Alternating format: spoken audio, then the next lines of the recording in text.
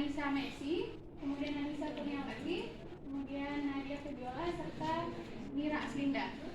Nah, untuk kelompok 1 kami membahas tentang backward design, tapi untuk tahap satunya aja.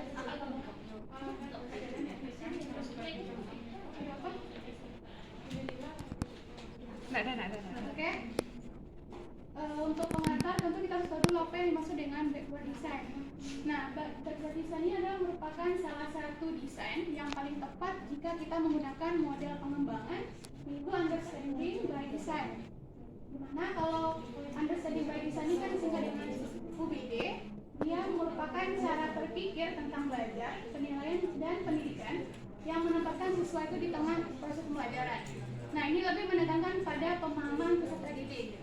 Dan sedangkan desain yang digunakan adalah backward design, berarti kita mulai dari belakang. Biasanya kan kalau untuk mengembangkan atau melakukan sesuatu kan rencananya dulu, baru nanti terakhir tujuan. Namun kalau backward design dibalik, jadi ke belakang dulu, maksudnya tujuannya dulu apa yang mau dicapai dalam pembelajaran. Nah, baru nanti terakhir baru kita rencanakan seperti apa kegiatannya. Oke, kita lanjut.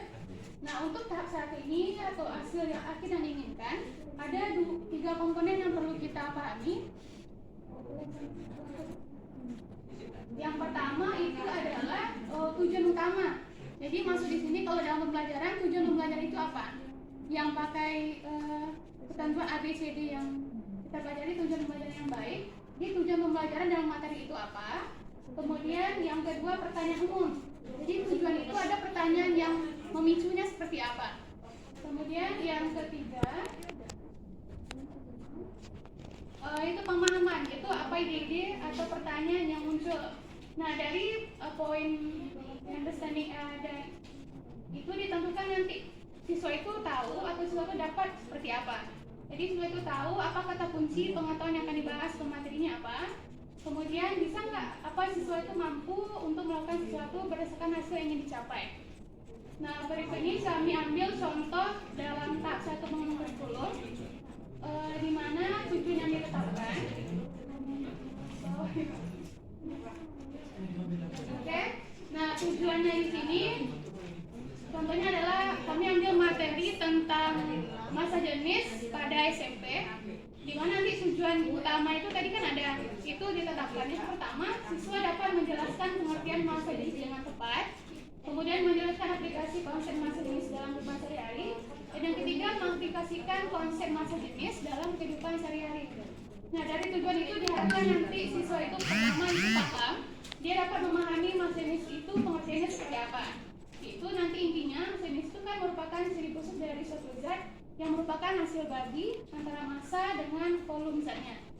Kemudian selain itu ada pertanyaan penting yang memicu pemahaman itu. Contohnya apa sih itu massa jenis? Kemudian mengapa harus kita mempelajari massa jenis dan lain sebagainya. Nanti kalau udah dapat tujuan, kemudian untuk memahaminya, pasti pertanyaan. Dan selanjutnya,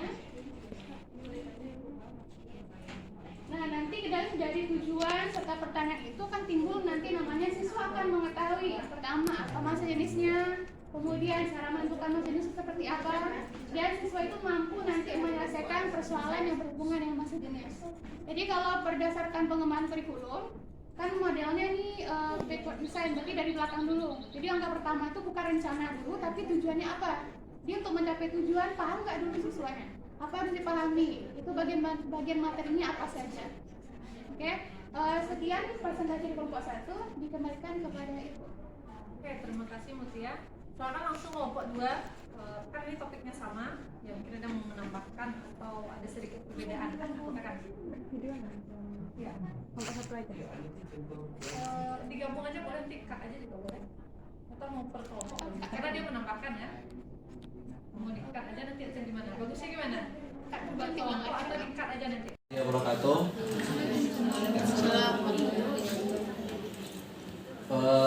Mungkin di sini kami kelompok 2 dengan materi yang sama, yaitunya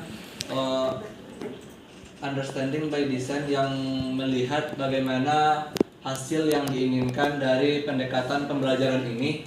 Kebetulan materi yang saya rangkum dengan yang telah dipaparkan itu sama. Namun di sini yang ingin saya tambahkan yaitu understanding by design ini, yaitu adalah pendekatan yang merencanakan dan melaksanakan pembelajaran itu dari tujuan benar.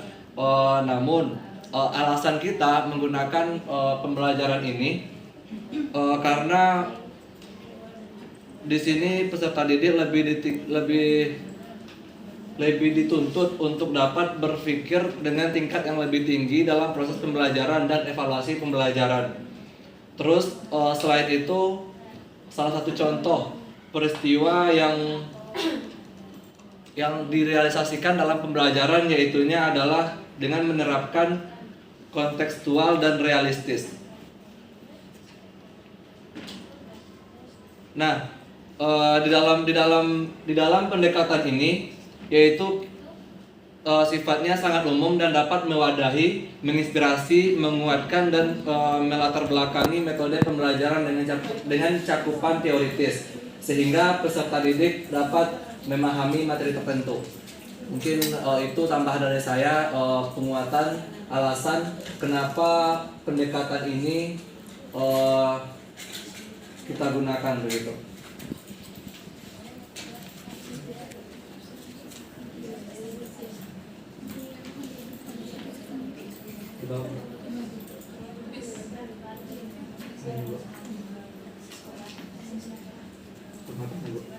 Harus digunakan karena pembelajaran sudut pandangnya terhadap proses pembelajaran.